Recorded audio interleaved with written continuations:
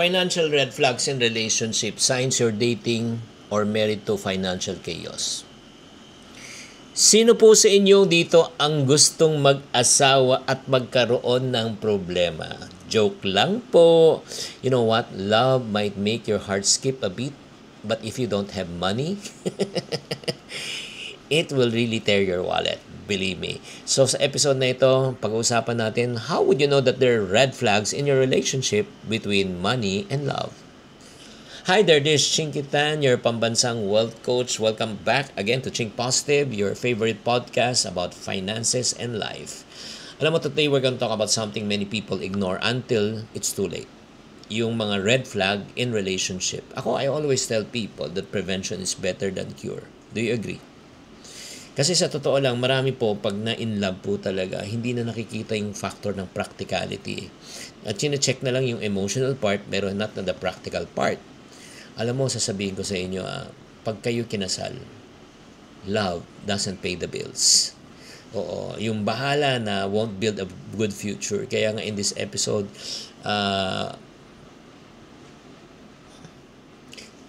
before this episode, paki-edit na lang. Maybe you have already asked yourself, Chinky, should I be worried about my partner when it comes to handling money?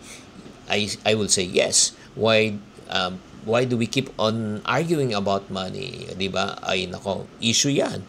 'Di ba? Like for example, what if kung may mga secret siyang purchases, secret siya na ayaw pa alam? Nako, red flag 'yan. Here's the honest truth. Money can never change a person, but money can sure reveal a person. Ulitin ko, ang pera hindi kayang baguhin ng tao, pero ang pera kayang labas ang tunay niyang pagkatao. And sometimes, the biggest relationship issues start with small bad money habits. Kaya nga sa episode na ito, we're going to talk about the red flags, why you cannot ignore them, and how can we address it. Okay, pag-usapan muna natin yung mga red flags about what? Money. Andali lang may tumawag. Mahal? Sorry, mahal. Kasi I was in MRI when you called. Okay lang, kamusta ka na? Grabe yung MRI. Grabe. Oo nga. I do not like that.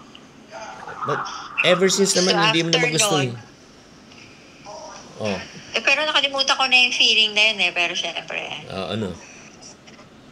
Hindi. Pagkatapos ng MRI, nahihilo ko. Yeah, but Mag-meds. I'm okay na. Mag-meds ka na. Yeah, ano ka na mo. Lang po. Tawagan kita ulit kasi nagre-record ako. Sige. Bye. Alam niyo ba, may survey po na 67% ng mga divorce are linked into financial conflict. 2 out of 3 marriages fail because not of infidelity but because of financial stress and dishonesty. So, guys, listen to me. If money is already causing tension in your relationship, wag niyong i-ignore. Alam mo, especially kung kayo po ay mga nagliligawan pa, or let's say you're going to date, you're going steady, kayo na, MU kayo, money habits are relationship habits. Let me repeat. Money habits are relationship habits. How a person handles his money and her money, make her decision towards money, is a reflection of the character of the person. So, paano natin malalaman na may red flag talaga isang tao? Number 1, itong red flag. Bantayan nyo to. Maniwala kayo. Secret spending or secret debt. Yung mga may tinatawag na may mga secret. Kung may nagtatago ng mga binili, yung mga tinatago inuutang, tinatago yung mga investment. Nako, that's not a privacy issue. It's a transparency issue. And the foundation of relationship is trust. Agree? Broken trust, broken relationship. Red flag number 1 yan. Number 2, red flag, utang mentality or chronic borrowing. Like for example, parang normal na pag kinapos, utang tayo. Sanla tayo, benta tayo. Oo, kung yan ang ginagawa po natin, ako maniwala kayo.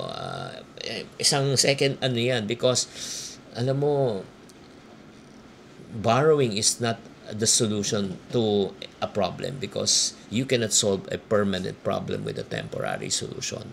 Agree? Number 3, yung tinatawag nating bahanan ng financial mindset. Oo. Yung parang hindi sila nagbabudget, ayun pag-usapan ng pera, parating claim, o ito lang, no offense meant, wala namang dapat on context lang. God will provide. Yes, God provides. I do believe. Pero God provides for people who works. God provides for people who plan. God provides for people who are responsible. Diba? Yun, another sign yan. Another sign na red flag yan sa relationship nyo is flexing. Lifestyle flexing. Always want the latest phone, latest car, latest outfit, travel, lahat. Alam mo, wala namang problema kung kaya mo eh. If you can afford it. But if you cannot afford it, tapos na-stress na kayo, may problema. Fifth sign, red flag, you feel pressured financially. When you say feel pressured financially, they expect you that ikaw parati magbabayad, ikaw lahat ang may taya, di ba? Ikaw kunyari may sagot, nako, namamanipulate ka pa. Alam mo, true love never feel like financial manipulation. Kung yan, nafe-feel mo na kayong magjowa pa lang, nako, tigil mo na yan. It won't get better, it will just get worse. And another red flag is this. Money talks turn into fights. Every time when you bring up finances, stress na. Every time when you talk about finances, away na. Every time when you talk about finances, nagsha-shut down. Either ano lang yan eh, tumatahimik or let's say nag-explode. Yung parang emotional, immaturity nila lumalabas.